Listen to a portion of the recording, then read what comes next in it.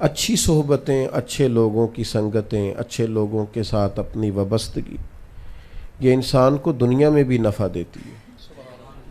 آپ اگر ایسے لوگوں کے بیچ بیٹھتے ہیں جو کہتے ہیں یار کچھ بھی نہیں، چھوڑو، جس کی لاٹھی اس کا بھینس، پیسہ ہو تو سارا کچھ ٹھیک ہے، آپ کے پاس دولت ہو تو ہر بندہ ہی آپ کا ہے، یہ اس طرح کے شخص کے پاس آپ بیٹھیں گے تو طبیعت مادہ پرست ہو جائے گی، صبح سے شام تک صرف پیسے کمانے کا بھوت سوار ہو جائے گا، کسی نہ کسی طور پر انسان دولت جمع کرنے میں لگ جائے گا۔ لیکن اگر ان لوگوں کی صحبت میسر آئے گی جو کہیں گے یار پیسہ تو وقت گزارنے کے لیے ضروری ہے، لیکن رب رسول کی رضا جو ہے وہ زندگی گزارنے کے لیے ضروری ہے، جو قیامت اور اخروی کامیابی کے لیے ضروری ہے، جس طرح کے لوگوں کے آپ پاس بیٹھیں گے اسی طرح کے افکار، نظریات، سوچیں طبیعت میں پیدا ہو جائیں گی۔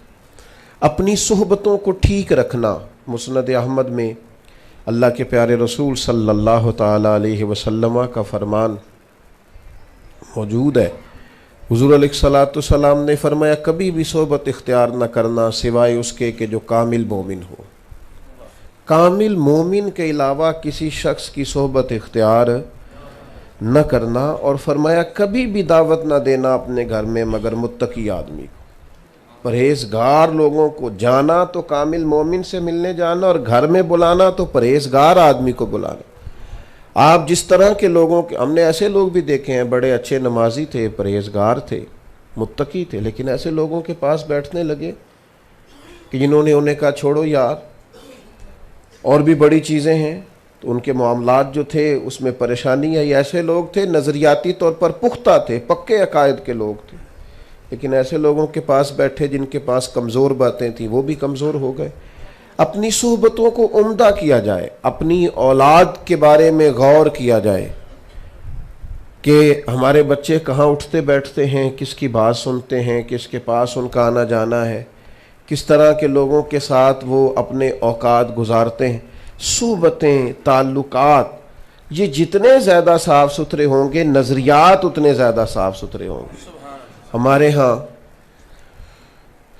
علم کو، تعلیم کو اہمیت دی جاتی ہے۔ اعلیٰ حضرت فاضل بریلوی رحمۃ اللہ تعالی علیہ سے کسی نے پوچھا تھا کہ علم کے ذرائع کیا ہیں،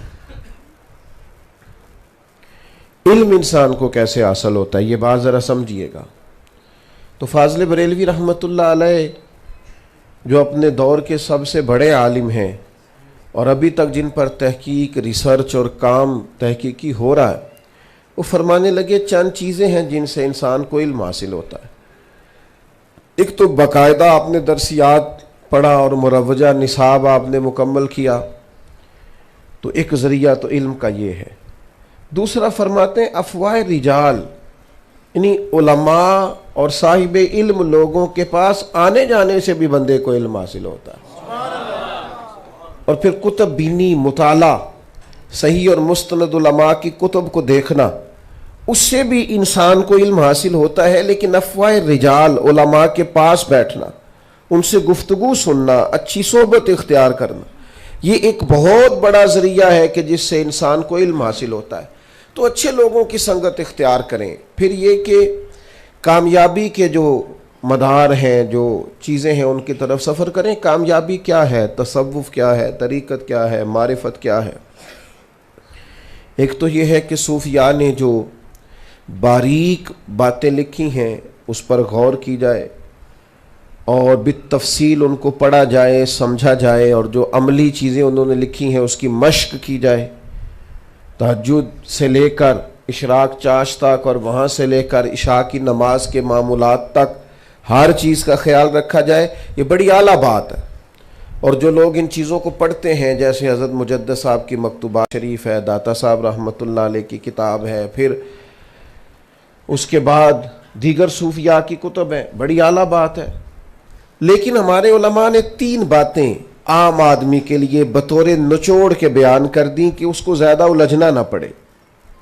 اس کو حضرت مجدد صاحب رحمۃ اللہ علیہ نے مکتوبات شریف میں بھی بیان کیا ہے، اور شیخ ابو طالب مکی نے بھی اس کو لکھا۔ 3 باتیں آپ اگر زیادہ غور کریں تو لمبی ابحاث نہیں، تصوف کو، طریقت کو، معرفت کو، صوفیزم کو، ان سارے رستوں کو سمجھنے کے لیے صرف 3 باتیں، وہ فرماتے ان پر تم عمل کر لو، اللہ تبارک و تعالی تمہیں اخلاقی طور پر بھی اور عملی طور پر بھی تکمیل عطا کرے گا۔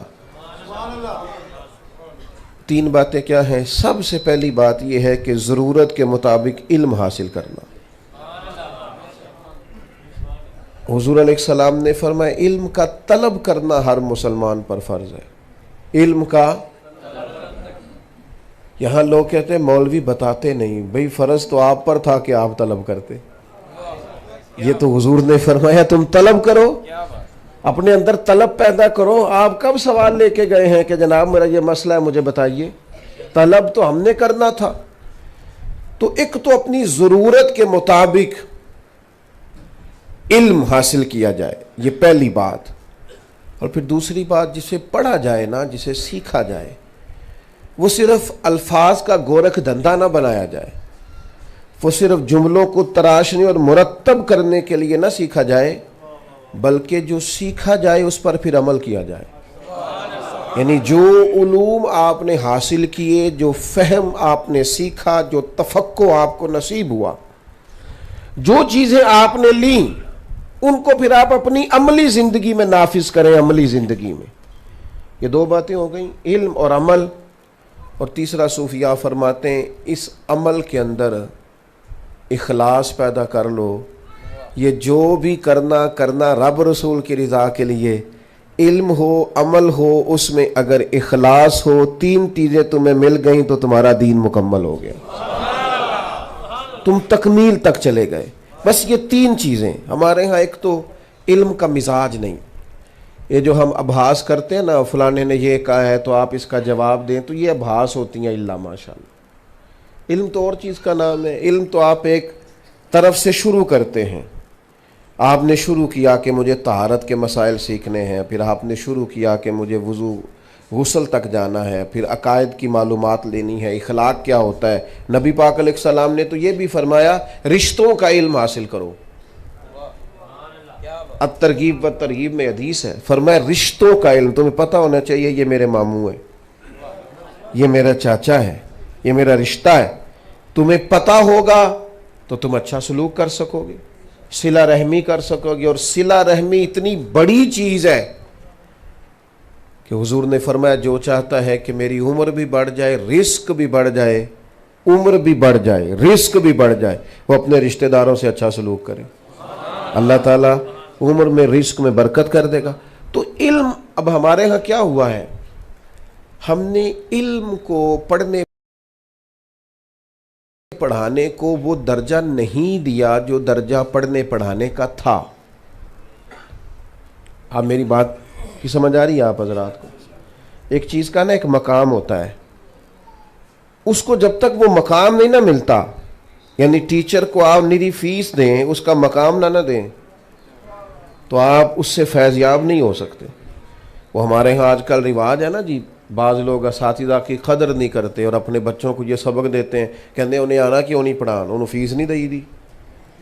تو بھئی یہ لفظ سیکھے گا اس سے فیض یاب نہیں ہوگا جب تک آپ ان کو قدر نہیں بتائیں گے۔ ہم نے تو ان لوگوں کو دیکھا کہ جو کبھی کسی ٹیچر کو، استاد کو کوئی چیز دیتے تھے تو کہتے تھے آپ کا حق تو نہیں ادا کر سکتے، لیکن یہ چلیں یہ تھوڑی سی ہم چاہتے ہیں کہ جو ضروریات ہے اس میں کو تھوڑا ہمارا بھی حصہ ہو جائے، جچے تلے لفظوں کے ساتھ اکرام اور احترام کے جذبوں میں لپیٹ کر بات کرتے۔ اب وہ لیول ہی نہیں ہے۔ تو جب تک علم کو وہ مقام نہیں ملے گا جو اس کا مقام ہے، جو اس کا درجہ ہے۔ آپ دیکھیے ہمارے ہاں ایک طرف آپ ایک بالکل ان پڑھ جاہل شخص کو بٹھا دیں، لیکن اس کے پاس تسبیح لمبی چوڑی یا جبہ لمبا چوڑا ہے، ایک کونے میں اس کو بٹھا دیں، اور ایک طرف آپ ایک عالم کو بٹھائیں۔ قوم کا ہم نے کوئی مزاج اس طرح کا بنا دیا ہے کہ بابا صاحب کی طرف جاتے ہیں بھاگ کے۔ صحیح کہہ رہا ہوں میں؟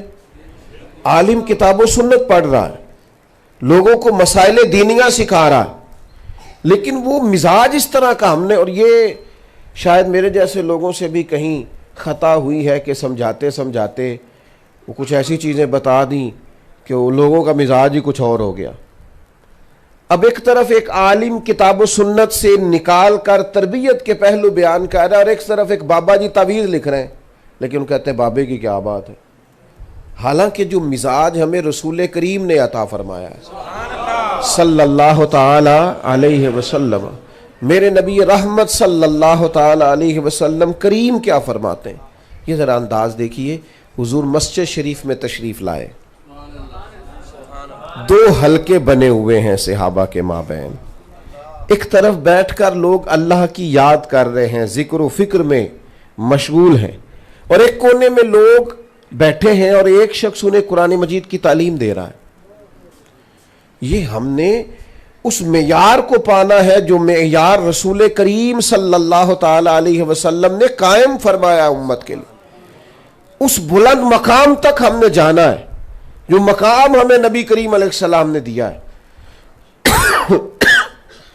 سرکار تشریف لائے، ایک طرف لوگ ذکر الہی میں اذکار میں مشغول ہیں، ایک طرف لوگ تعلیم و تعلم کا سلسلہ جاری ہے۔ اب محبوب ان دونوں کے بیچ کھڑے ہو گئے اور فرمایا دونوں محافل، دونوں مجالس خیر کی ہیں، سبحان اللہ، دونوں اچھا اعلیٰ اور عمدہ کام کر رہے ہیں، لیکن پھر نتیجہ نکالا اللہ کے محبوب نے، رزلٹ دیا، اپنی امت کو سمجھایا۔ کریم فرمانے لگے میں چونکہ خود ایک استاد بن کے آیا ہوں، میں چونکہ معلم بنا کر بھیجا کیا ہوں، یہ لفظ کہتے کہتے خود رسول کریم اس محفل میں بیٹھ گئے جہاں علم پڑھایا جا رہا تھا، جہاں تعلیم۔ نبی پاک علیہ السلام نے اپنے بیٹھنے کے لیے جس جگہ کو اعزاز دیا وہ ہے جہاں پڑھا، ہم سیکھتے نہیں، طبیعت نہیں۔ آپ جناب ویسے گپ شپ کریں تو ساری رات کریں، لیکن اگر استاد سے 4 لائنیں پڑھنی پڑیں تو لوگوں کو نیند آتی ہے۔ چند مسائل اگر لوگوں کو سیکھنے پڑے تو سب سے پہلے تو اپنی طبیعت میں طلب پیدا کریں، جس کا مجھے پتہ نہیں میں اس کا پتہ کروں، جس کی مجھے خبر نہیں میں اس کے بارے میں جانوں، میں تعلیم حاصل کروں، میں دیکھوں کہ اگر اللہ تبارک و تعالیٰ نے کسی منصب پر مجھے یہ دیکھیں رمضان میں کتنے لوگ زکوٰۃ کے مسائل پوچھتے ہیں، حالانکہ یہ رمضان میں پوچھنے والے نہیں تھے، یہ تو بہت پہلے پوچھ لینے چاہیے تھے۔ یہاں باپ پوچھ رہے ہیں جب بالکل فرض ادا کرنے کا، یہ بھی غنیمت ہے اگر رمضان میں پوچھتے ہیں، لیکن یہ قبل از وقت کرنے کا۔ ہمارے ہاں طلاق کی ریشو بہت زیادہ بڑھ گئی ہے اور بڑی تکلیف ہوتی ہے، 3-4 چھوٹے چھوٹے بچے اور شوہر نے یک بارگی 3 طلاقیں دے دی۔ اب ان بچوں کو دیکھ دیکھ کر طبیعت پریشان ہوتی ہے کہ یار یہ کیسے بیچارے ماں باپ کے ہوتے ہوئے لاوارثوں جیسی زندگی گزاریں گے، کیسے وقت گزاریں گے۔ لیکن میری ذاتی رائے یہ ہے چھوٹی سی کہ اگر بچے اور بچی کو شادی سے پہلے نکاح اور طلاق کے مسائل بتائے جائیں نا، اگر انہیں پہلے بٹھایا جائے، انہیں سمجھایا جائے کہ بھئی آپ اس طرح طلاق دیں گے تو حالات اور ہوں گے، انہیں مسئلے کا پتہ ہو، تو جتنی یہ تیزی ہو گئی یا اتنی تیزی کبھی بھی نہ ہو۔ لوگ سمجھیں جس چیز کا بندے کو پتہ ہوتا ہے نا، یعنی مجھے پتہ چل جائے کہ اس میں کرنٹ ہے تو پھر تو نہیں نا ہاتھ لگاؤں گا، میں پتہ چل جائے کہ یہ کام کرنے سے میرے لیے نقصان ہوگا، لیکن اس کا علم ہونا ضروری۔ ہم نے یہ کیا ہے کہ ہم نے 1.5-2 مہینے پہلے فرنیچر کا آرڈر دیا تھا ہم نے بچی کے لیے، اور میں تو ایک دوست کی ایک دفعہ بات سن کے حیران ہوا، کہنے لگے میں تو غلط تاریخ بتا کے آیا ہوں ٹیلر کو جس سے میں نے بچے کی شیروانی بنانی تھی، شادی اس سے 10 دن بعد ہے، لیکن تاریخ اس لیے 10 دن پہلے کی بتائی ہے کہ وہ لیٹ نہ کرے۔ یہ میں حالانکہ معاذ اللہ ایسا کرنا درست نہیں، آپ سچ بولیں۔ تو میں نے کہا کتنے دن پہلے آرڈر دیا؟ کہنے لگے 1 مہینہ پہلے شیروانی والے کو کہا ہے۔ وہ خدا کے بندو، فرنیچر سے گھر آباد ہوگا، شیروانی سے گھر آباد ہوگا، آپ جو ضروریات جمع کر رہے ہیں ان کی وجہ سے گھر آباد ہوگا۔ آپ نے انہیں مسائل سے تو آگاہ نہیں کیا۔ کاش ایک حدیث باپ نے بیٹی کے دل میں اتاری ہوتی، ایک، کہ نبی پاک صلی اللہ تعالی علیہ وآلہ وسلم نے فرمایا جو عورت پردے کی پابند ہو، نماز کا خیال کرے، شوہر اس کا راضی ہو، اگر دنیا سے جائے گی تو اللہ اپنے فضل سے جنت عطا کر دے گا۔ اب اس کی ذمہ داری ہے کہ وہ، کاش ایک حدیث اپنے بیٹے کے دل میں یہ اتاری ہو کہ اللہ کے محبوب علیہ السلام نے فرمایا تم میں سب سے بہتر وہ ہے جو اپنے گھر والوں کے لیے بہتر. وہ دوستوں میں کتنا بہتر ہے یہ یہاں ڈسکس نہیں, یہ مطالبہ نہیں. وہ کاروبار میں کتنا آگے ہے, تیز ہے, چست ہے, سمارٹ ہے, اس کی اپنے گھر والوں کے حق میں, بیوی کے حق میں اس کا اخلاق کتنا اعلیٰ ہے. حضور علیہ الصلوۃ والسلام فرمانے لگے تم میں سب سے بہتر وہ ہے جو اپنے گھر والوں کے لیے بہتر ہے, اور فرمایا میں تم سب سے بڑھ کر اپنے گھر والوں کے لیے بہتر. تو سب سے پہلی چیز تو یہ ہے کہ علم کا مزاج پیدا کریں, طلب علم کریں, آپ چیزوں کو سیکھیں. دوسری بات یہ کہ پھر جو سیکھیں نا وہ بحث کے لیے نہیں سیکھیں. ایک طالب علم نے مجھ سے ایک دن کہا کہ میں مطالعہ کرنا چاہتا ہوں, تو مجھے کوئی آپ, ان کا خیال تھا شاید میں انہیں بہتر طریقے سے گائیڈ کر دوں گا. کہنے لگے کوئی مجھے آپ بتائیں کہ میں کیسے پڑھوں. تو میں نے کہا کہ آپ اگر تو مطالعہ کرنا چاہتے ہیں صرف جمعے میں سنانے کے لیے تو پھر تو مشکل ہے. آپ کتاب پڑھیں اپنی تربیت کے لیے, آپ مطالعہ کریں اپنے علم میں اضافے کے لیے. اور وہ اقبال نے کہا تھا تجھے کتاب سے حاصل نہیں فراغ کہ تو کتاب خواں ہے مگر صاحب کتاب نہیں. تو کتاب جب تیرے ساتھ ہی گفتگو نہیں کر رہی تو پھر تو سیکھ کے آگے کیا پڑھائے گا. اس کے ساتھ پہلے وابستگی پیدا کریں, اور پھر یہ کہ جو سیکھا ہے اس پر عمل کریں. آپ کی زندگی اگر عمل والی ہو جائے گی نا, عمل والی یعنی جو آپ نے سیکھا ہے اس پر اگر آپ عمل کرتے ہیں تو پھر آپ کو بھی محسوس ہوگا کہ آپ دو کشتیوں کے مسافر نہیں. آپ محسوس کریں گے کہ میری ایک لائن ہے, ایک راستہ ہے, میں اس پر سیدھا جا رہا ہوں. آج کل بہت سارے لوگ کہتے ہیں لمبی تقریر سننی ہے, میں نے بڑی تقریریں سنی ہیں, میں نے 50 سال سنی ہیں. میں ایک سوال چھوڑنے لگا ہوں آپ کے ذہنوں میں. نبی پاک علیہ الصلوۃ والسلام نے فرمایا کہ ایک عورت گزر رہی تھی, اگرچہ بڑی گناہگار تھی, اس کے نامہ اعمال میں بڑے سیاہ ترین گناہ تھے, لیکن ایک پیاسے کتے کو اس نے پانی پلایا, کنویں سے نکال کر کے اللہ نے اس کی بخشش کر دی. میں آپ کو زیادہ تکلیف نہیں دوں گا, جلدی سے بتائیے گا یہ حدیث آپ سب نے سنی ہوئی ہے؟ جو نہیں بول رہے ان کا کیا خیال ہے؟ سنی ہوئی ہے, سنی ہوئی ہے. یعنی جتنے لوگ یہاں بیٹھے ہیں ابھی تک کسی نے انکار نہیں کیا کہ میں نے پہلے نہیں سنی. میرے عزیز, میرا سوال یہ ہے, آپ کے ذہنوں میں یہ سوال چھوڑ رہا ہوں کہ یہ سنی تو ہم سب نے ہے کہ کتے کو پانی پلایا تو بہت گناہگار عورت کی بخشش ہو گئی, لیکن یہاں روڈ پہ کتا اگر ٹکرا جائے کسی گاڑی سے تو میں نے نہیں دیکھا کہ 2 لوگ نیچے اتر آئے ہوں کبھی کہ ہم نے حضور کی حدیث سنی ہوئی ہے کہ اس سے نیکی کرنے سے اللہ معاف کر دیتا ہے. اترنا چاہیے تھا نا قوم کو, نیچے اٹھانا چاہیے تھا نا. یہاں تو کتا سڑک پہ مر گیا, پھر وہ مر ہی گیا, لیکن اس کا گوشت بھی گاڑی کے ٹائروں سے لگ لگ کے سڑک سے ہٹتا ہے, لکڑی کے ساتھ بھی کوئی اسے پیچھے ہٹانے کو تیار نہیں ہوتا. تو بتاؤ کتاب و سنت کس لیے سنتے ہیں؟ کانوں کے مزے کے لیے. 3-4 گھنٹے کی تقریر کس لیے سنتے ہیں؟ کچھ لذت حاصل ہو جائے. جب سب کو حدیث آتی ہے, سب نے سنی ہے, سب کو پتہ ہے. حضرت ابو ذر غفاری رضی اللہ تعالیٰ عنہ مسلمان ہونے کے لیے, کلمہ پڑھنے کے لیے حضور کی عالی مرتبت بارگاہ میں آئے. اللہ کے حبیب علیہ الصلوۃ والسلام نے مختلف نصیحتیں فرمائیں, تو ایک محبوب نے بات یہ فرمایا اللہ کے رستے میں کسی ملامت کرنے والے کی پرواہ نہ کرنا. وَلَا يَخَافُونَ لَوْمَةَ لَائِمٍ ذَلِكَ فَضْلُ اللَّهِ يُؤْتِيهِ مَن يَشَاءُ. اللہ کے بندوں کی شان یہ ہوتی ہے کہ جب وہ رب کے رستے میں جہاد کرتے ہیں تو کوئی اگر انہیں ملامت کرے تو پرواہ نہیں کرتے. لوگوں کی گڈ بک میں آنا ان کا مقصود نہیں ہوتا, وہ تو ساری زندگی ٹکرا کے گزار دیتے ہیں, ان کا مزاج اور ماحول ہوتا ہے.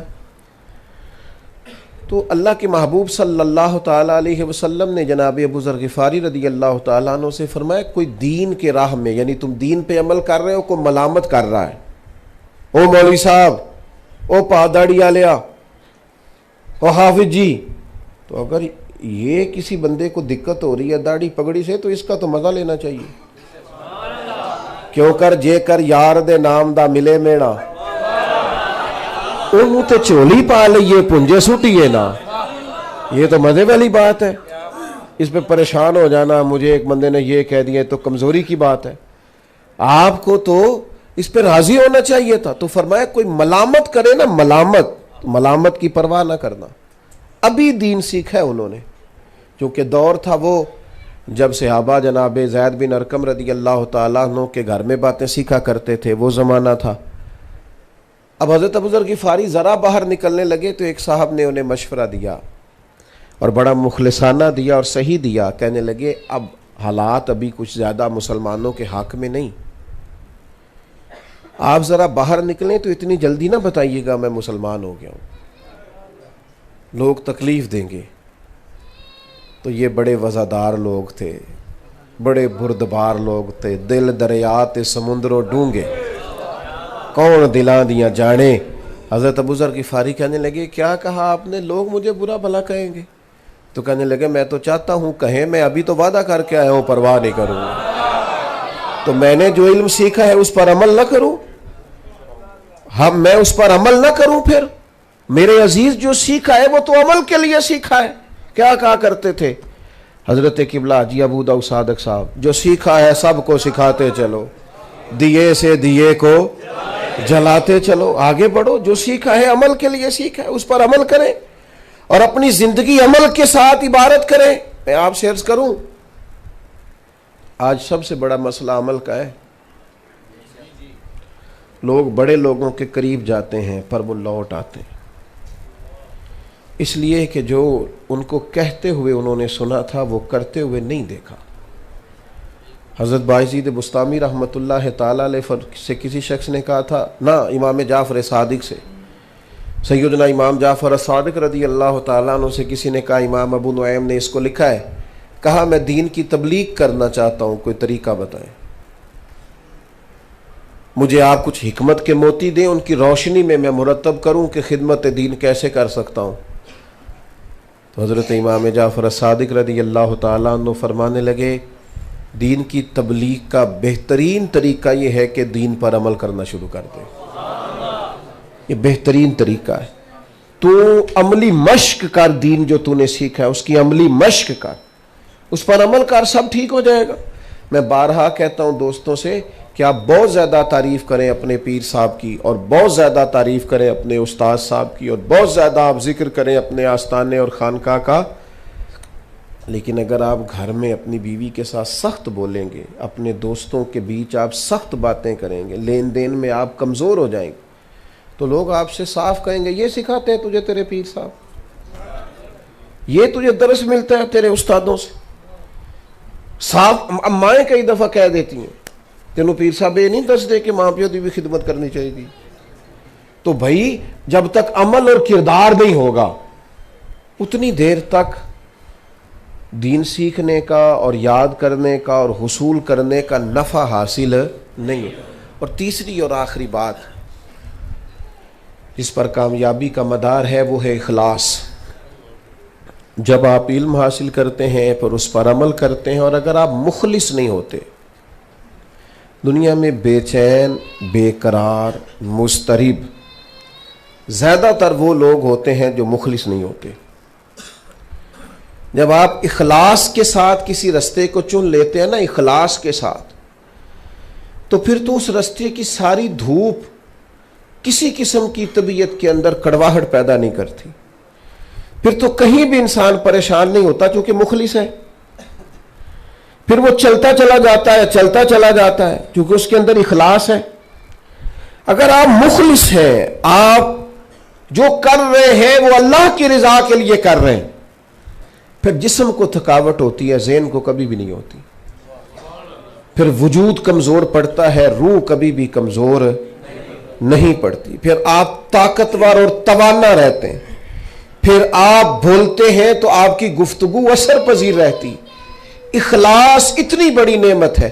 نبی کریم صلی اللہ تعالی علیہ وسلم نے فرمایا قیامت کے دن اللہ تعالیٰ کچھ بندوں سے فرمائے گا ان لوگوں سے جا کے اجر مانگو جن کو دکھانے کے لیے تم عمل کرتے تھے, میں تمہیں تمہارے اس عمل کا اجر دوں گا جو خالص تم نے میری رضا کے لیے کیا. یہ اللہ والوں سے آپ محبت بھی کریں نا, یہ آپ ناراض اگر نہ ہو تو ہر کام ہی تجارت بنا لیا. پیر صاحب کے پاس جا کے بھی لوگ کہتے ہیں جہاں دین سیکھنے گئے وہاں بھی دنیا آ گئی. زیادہ تر گفتگو یہ ہے کہ جناب میرا کام نہیں چلتا، جناب فلاں چیزیں. تو میرے بھائی کام چلانے کے لیے تو اچھے بزنس مین سے مشورہ کرنا چاہیے تھا. وہ آپ کو کوئی خاص چیزیں بتاتا کہ کون سا بزنس شروع کر لیں اور اسے کتنا ٹائم دیں اور کتنی انویسٹمنٹ کریں تو چل جائے گا. اس کے لیے آپ پیر صاحب کے پاس کیا لینے آئے؟ دعا کی برکت کا انکار نہیں کرتا. اللہ والوں سے محبت کرے خالص اللہ کی رضا کے لیے، رب کا بندہ جان کے، رب کا. اور اگر کسی قسم کے بھی مقاصد اس میں شامل آ گئے تو اس کی روحانیت اور نورانیت ختم ہوگی. نبی کریم صلی اللہ تعالی علیہ وسلم نے فرمایا قیامت کے دن کچھ لوگوں کے چہروں کا نور 14ویں رات کے چاند کی طرح ہوگا. اللہ انہیں نور کے منبر عطا کرے گا. تو کریم فرماتے ہیں جب پوچھا جائے گا یہ کون ہے تو آواز کرم آئے گی، یہ وہ لوگ ہیں جو دنیا میں رب کی رضا کے لیے ایک دوسرے سے پیار کرتے. کوئی ان کو ذاتی لالچ نہیں تھا، قطعاً نہیں. اخلاص حسن ہے، اخلاص. اور آج کل سب سے بڑا مسئلہ کیا ہے؟ اخلاص ہی تو ملتا نہیں. وہ کسی شاعر نے کہا تھا کہ اس سال ایک فقیرنی تھی، ایک خاتون تھی، تو اس کا بیٹا میلے میں گم ہو گیا. وہ بیچارہ اعلان کرتا پھرتا تھا، ڈھونڈتا تھا، گم ہی ہو گیا ڈھونڈتے ڈھونڈتے کہ مجھے اخلاص چاہیے. میلہ لگا ہوا تھا، ہر چیز لوگ بیچ رہے تھے. اس نے کہا کوئی کہیں سے تھوڑا اخلاص مل جائے. وہ کہتے ہیں وہ چیخیں مارتا تھا لیکن ساری مخلوق اس لیے چپ تھی کہ اخلاص تو ناپید ہو گیا. اس سال میرے گاؤں کے میلے کی بھیڑ میں جو گم ہوا وہ ایک بھکارن کا لال تھا. اس فقیر کو تلاش تھی متاع خلوص کی اور مخلوق چپ رہی کہ یہ مشکل سوال تھا. یہ سوال مشکل تھا. اور تو کہے گا تو کچھ مل جائے گا. اور اخلاص اور للہیت، جب تک اخلاص نہیں ہوتا، جب تک انسان خالص مخلص. کیوں نہیں تھکے امام بخاری گلی گلی نگر نگر جا کے؟ آج ہم کہتے ہیں امام بخاری امام بخاری. امام بخاری رحمۃ اللہ علیہ کے ساتھ تو لوگوں کا رویہ اتنا ناروا تھا کہ آپ نے دعا کی تھی کہ اللہ تیری زمین بڑی وسیع ہے پر میرے لیے تنگ کر دی گئی ہے، کرم فرما، اگر میرا موجود رہنا بہتر ہے ورنہ تو مجھے اپنی بارگاہ میں بلا، جو میرے لیے بہتر ہے فیصلہ کر. تو میرے عزیز یاد رکھیے گا اخلاص بہت بڑی سعادت ہے. حضرت قبلہ صاحب زادہ پیر محمد داؤد رضوی صاحب تشریف لے آئیں، آگے تشریف لے آئیں حضرت.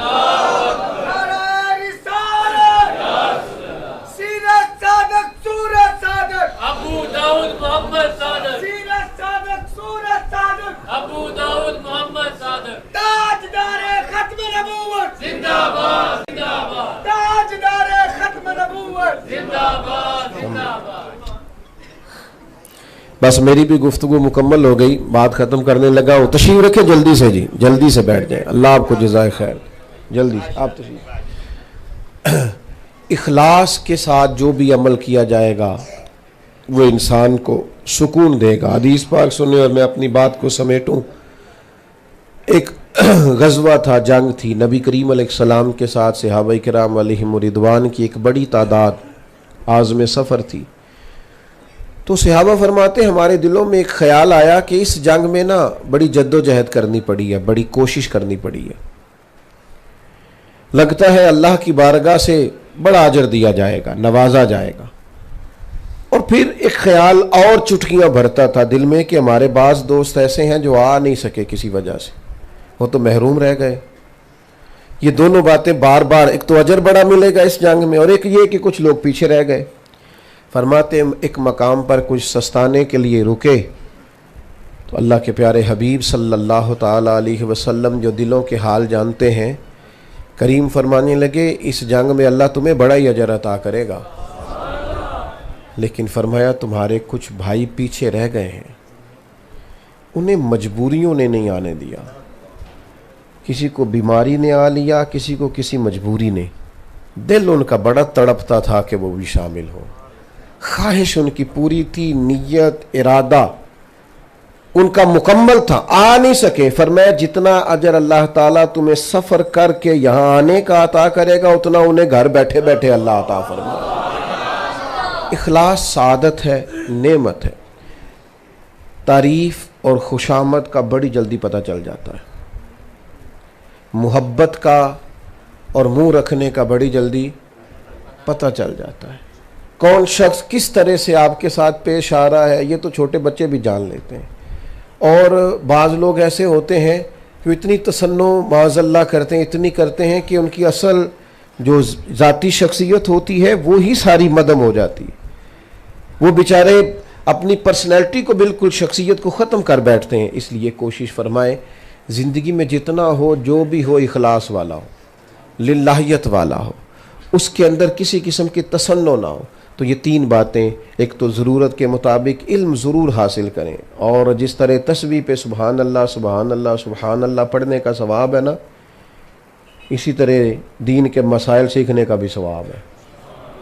اسی طرح یہ بھی انسان کو روحانی ترقی کی طرف لے جاتے ہیں، اور دوسرا جو سیکھا ہے اس پر پھر عمل کریں، اور تیسرا اس عمل میں اخلاص پیدا کریں۔ اللہ تعالی حضرت چشتی صاحب رحمۃ اللہ علیہ کے مزار پر اپنی رحمت اور اپنا فضل فرمائے۔